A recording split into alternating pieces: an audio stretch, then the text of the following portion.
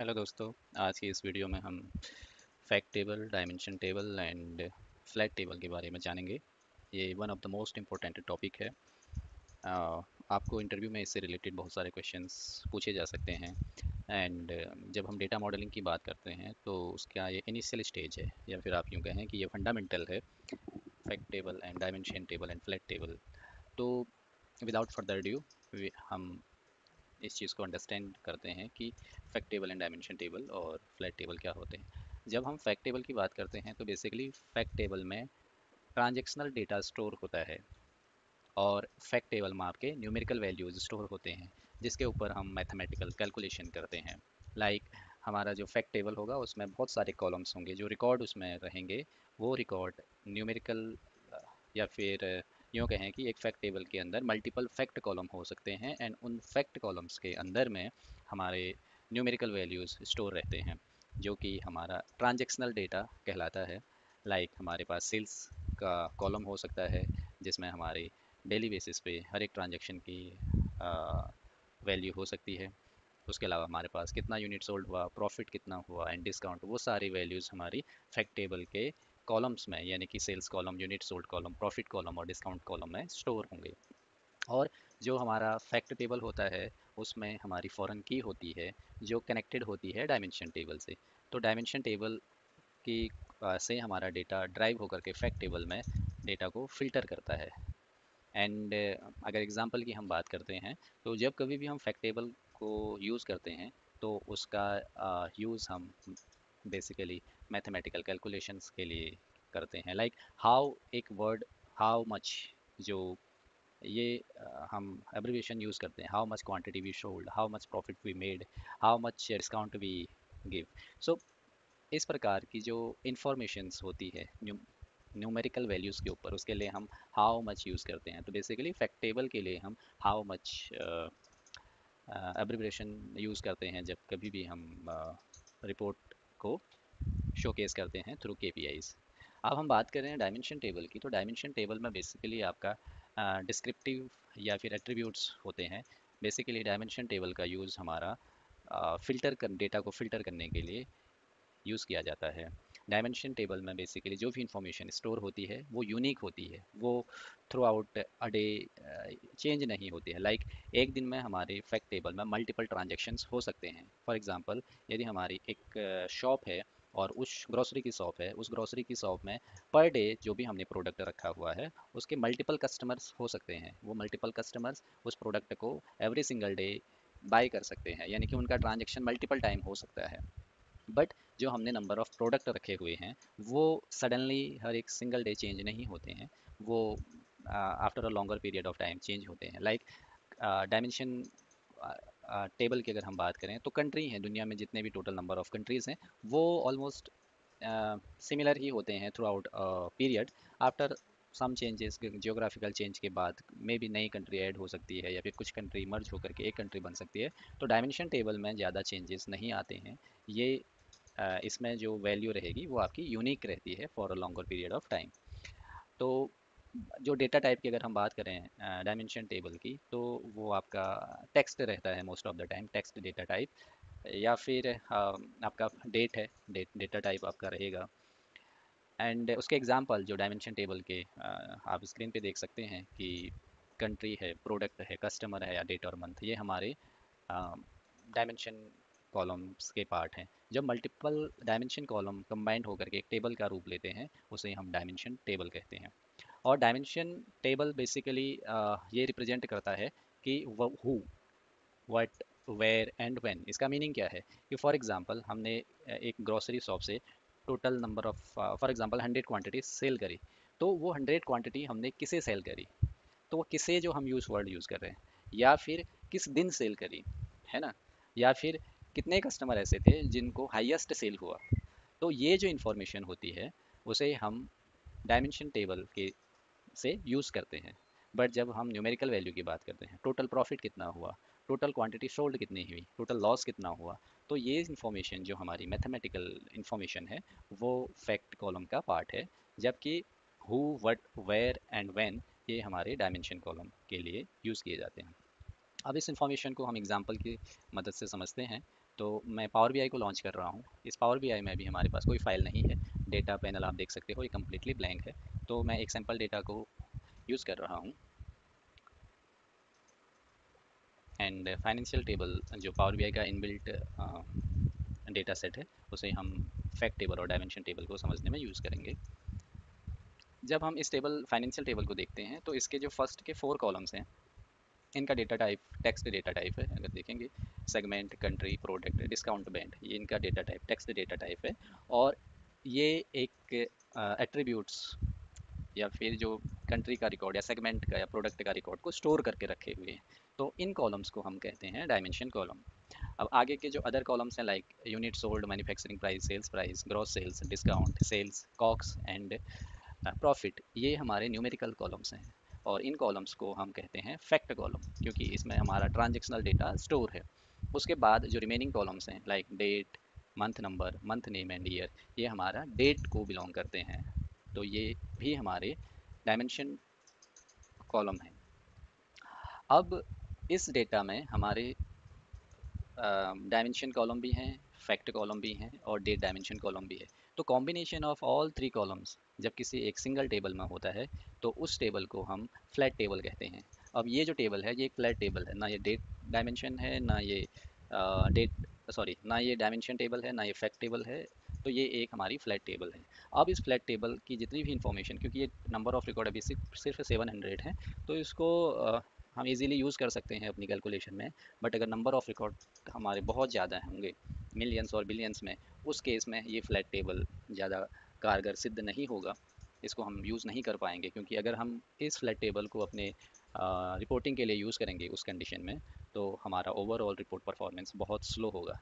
तो अभी समझते हैं कि इस फ्लैट टेबल को एक बार हम यूज़ करके देखेंगे और उसका आउटपुट देखेंगे, और उसके बाद हम इस टेबल को ब्रेक करेंगे 2 टेबल्स में, फैक्ट एंड डायमेंशन टेबल में, और उसके बाद आउटपुट को कंपैरिजन करेंगे कि क्या हमारा आउटपुट सेम आ रहा है या नहीं आ रहा। ये रिपोर्ट व्यू है पावर बीआई का। मैं यहाँ पर एक टेबल को कंसीडर कर रहा हूँ। ये एक टेबल विजुअल है या आप इसको मैट्रिक्स विजुअल कह सकते हैं। मैं फाइनेंशियल टेबल से मैंने प्रॉफिट कॉलम को कंसीडर किया। तो जो आप यहाँ पे एक न्यूमेरिकल वैल्यू देख रहे हैं, बेसिकली मैं इसका फॉन्ट साइज इंक्रीज कर देता हूँ।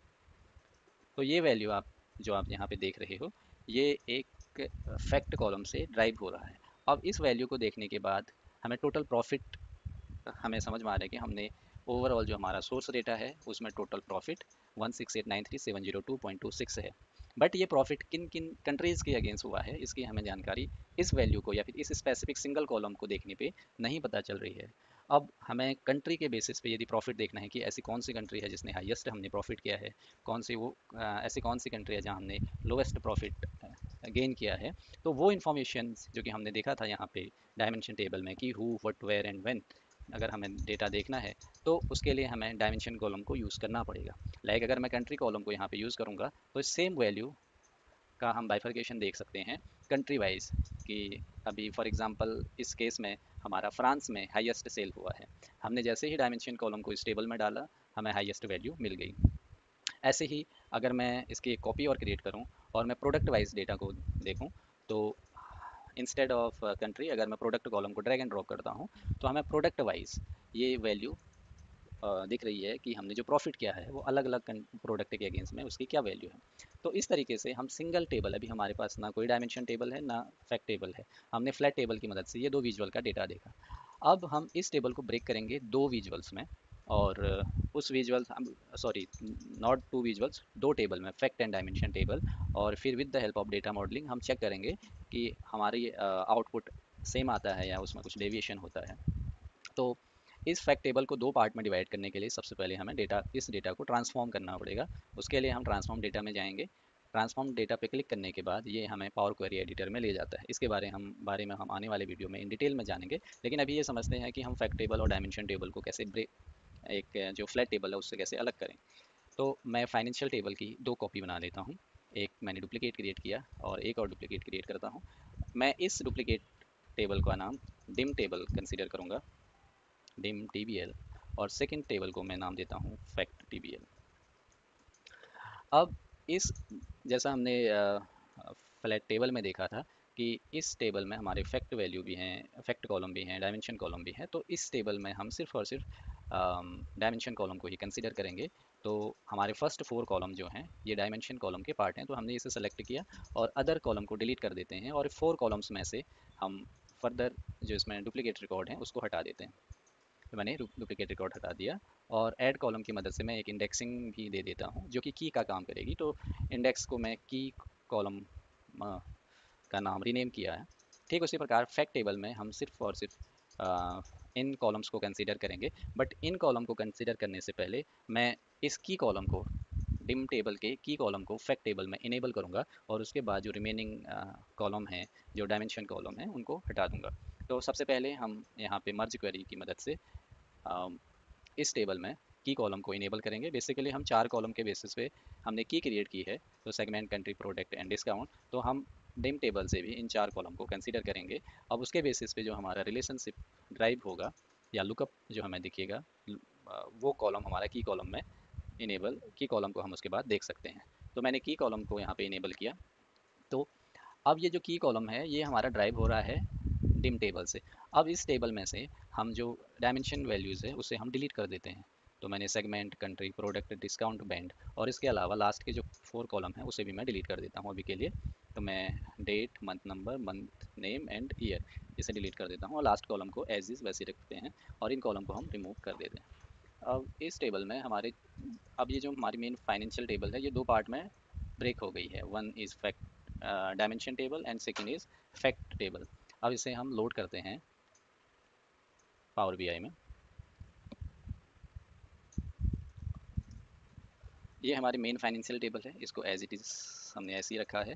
दूसरा हम टिम टेबल की बात करें तो यहाँ पे हमारे पास सेगमेंट, कंट्री, प्रोडक्ट, डिस्काउंट के बेसिस पे एक यूनिक की यहाँ पे हमारे पास आ गई है और टोटल नंबर ऑफ रिकॉर्ड हमारे कम होकर के 372 रोज़ आ गए हैं, जो कि इनिशियल टेबल में हमारे रिकॉर्ड थे 700 रोज़। तो डायमेंशन टेबल में हमने डुप्लीकेट रिकॉर्ड को रिमूव किया, तो अब हमारे नंबर ऑफ रिकॉर्ड रिड्यूस हो गए हैं। ठीक उसी प्रकार अब फैक्ट टेबल की हम बात करें तो हमने जो भी टेक्सचुअल डेटा था हम उसे हमने हटा दिया है। अभी हमारे पास सिर्फ न्यूमेरिकल वैल्यूज़ हैं इस फैक्ट टेबल में और नंबर ऑफ रिकॉर्ड 700 ही हैं जो हमारे ओरिजिनल सोर्स टेबल में थे। अब इन दोनों टेबल के बीच में हम की कॉलम के बेसिस पे एक रिलेशनशिप बिल्ड करते हैं। तो की कॉलम हमारा डिम टेबल में भी है एंड की कॉलम हमारा फैक्ट टेबल में भी है। तो इन दोनों के बीच में एक रिलेशनशिप हम बिल्ड करते हैं। रिलेशनशिप के बारे में हम आगे की वीडियो में जानेंगे। तो अभी ये 1 to मैनी इसलिए हो रहा है क्योंकि डिम टेबल में हमारे यूनिक रिकॉर्ड हैं। कॉम्बिनेशन ऑफ ऑल 4 कॉलम्स को जब हमने की में कन्वर्ट किया तो उससे हमें एक यूनिक की मिली थी और उस की को हमने इनेबल किया फैक्ट टेबल में। अब ये जो स्टार है, star means money side of relationship, one means single side of relationships. तो ये रिलेशनशिप हमारा बन गया 1 to मनी। अब इसको समझने की कोशिश करें, अगर हम फैक्ट टेबल में कोई एक single record they, for example हम 4 देखें यहाँ पे, तो ये 4 के अगेंस्ट हमारा एक ही रिकॉर्ड है, बट यहाँ पे बहुत सारे ऐसे रिकॉर्ड होंगे जो मल्टीपल टाइम्स हमारे रिपीट होंगे। लाइक हम देख सकते हैं ये 14 नंबर का जो रिकॉर्ड है ये मल्टीपल टाइम आ रहा है। तो अब ये 14 मल्टीपल टाइम हमें यहाँ पे पॉपुलेट हुआ, जबकि डायमेंशन टेबल में 14 एक बार आया है। इसीलिए ये वन साइड ऑफ रिलेशनशिप है। और फैक्ट टेबल में ये रिकॉर्ड हमारा इसके, क्योंकि इस 14 के अगेंस्ट में 3 ट्रांजेक्शन हुए थे, इसीलिए 3 बार इसको हम फैक्ट टेबल में देख पा रहे हैं। तो इसीलिए आप देखेंगे कि जो हमारा मनी साइड ऑफ रिलेशनशिप है वो फैक्ट टेबल की तरफ है और वन का मतलब है यूनिक है, ये सिंगल वैल्यू है। तो ये सिंगल टू मनी रिलेशनशिप हमारा इन दोनों टेबल के बीच में बन गया है। और अब हम सेम ड्राइव विजुअल को ड्राइव करते हैं इस विजुअल पैनल में और रिपोर्ट व्यू में। जब मैं इस टेबल को सेलेक्ट करूंगा तो आप देख सकते हैं कि यहाँ पे ग्रीन चेक आ रहा है। इट मीन्स कि हमने जो 2 कॉलम कंसीडर किए हैं वो कंट्री वाल सेम फाइनेंशियल टेबल से ही कंसीडर किया है, जिसमें से हमने पहला एक कंट्री कॉलम को यूज़ किया है, दूसरा हमने प्रॉफिट कॉलम को कंसीडर किया है। तो इन दोनों कॉलम्स को हम सिंगल टेबल से ड्राइव कर रहे हैं। अब हम यहाँ पर एक नया टेबल क्रिएट करेंगे।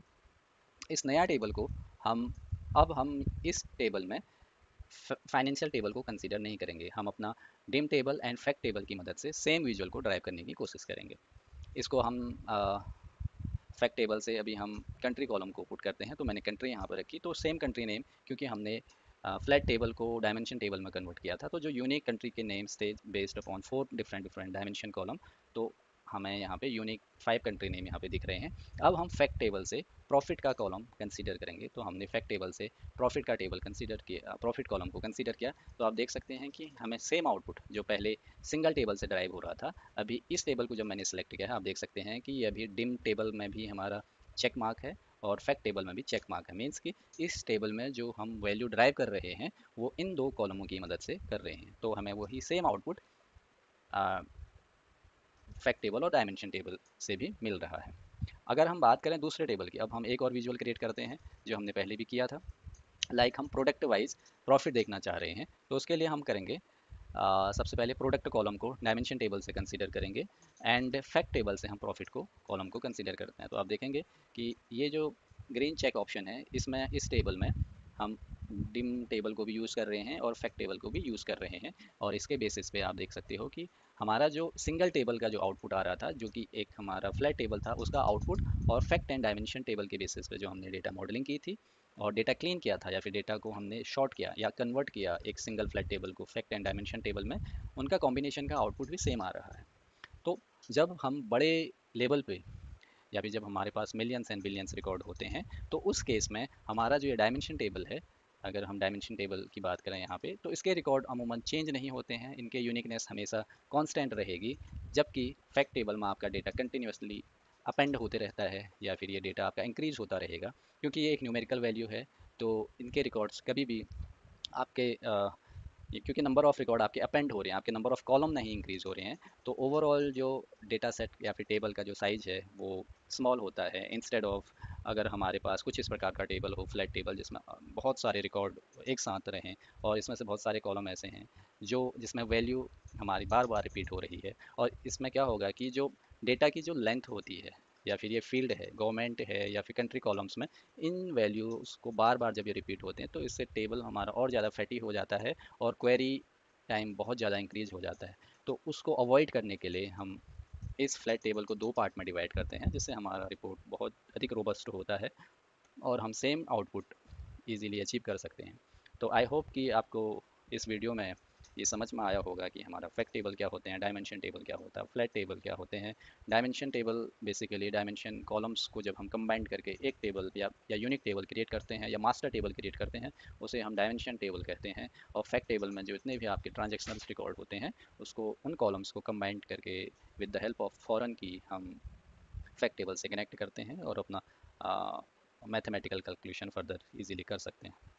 आई होप आपको ये वीडियो अच्छा लगा होगा।